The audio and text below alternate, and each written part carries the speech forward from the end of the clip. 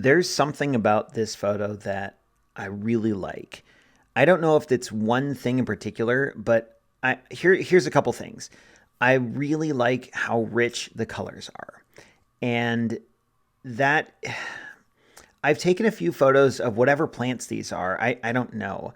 I've taken a few photos of them over the years, and I really like the just the richness of the colors. It's like the Lord God turned the saturation dial up to 100 because I didn't adjust the colors on this. Maybe like my standard, I have like a standard import when I take photos from my Nikon, which like does minor tweaks to the shadows and the highlights, like just some really basic stuff. I This is pretty much how it was in camera though.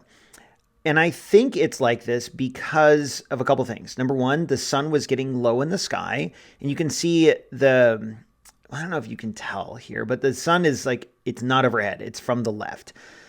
Also, this is after a recent, I think it had rained, or maybe it had snowed and the snow was melting. I forget, but there was this shine on these leaves that was due to precipitation of some kind.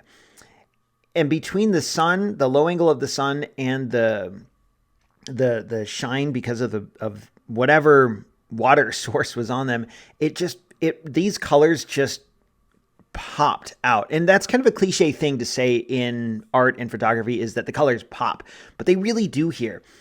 But I also like, my favorite thing, I think, is that there's that little spot on the left. It's like that dark gray. It almost looked like someone dripped some solder.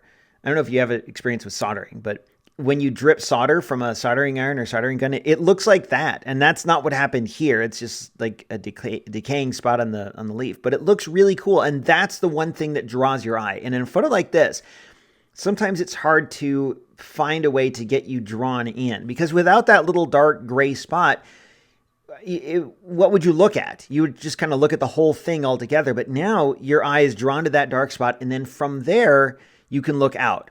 The background is totally blown out, which is super cool. Even the foreground is totally blown out. And I had to take several shots to get it like this. There were many where that little gray spot was not in focus. I shot this at f8, which is a pretty small aperture. And even then, the depth of field here, we're talking like a 1/4 inch. I mean, that spot is, I don't know, 1/8 of an inch. It's like a matter of millimeters. And yet that's pretty much all that's in focus. The focal plane is only like, I don't know, 1/2 inch at most. So the tolerances are really tight here.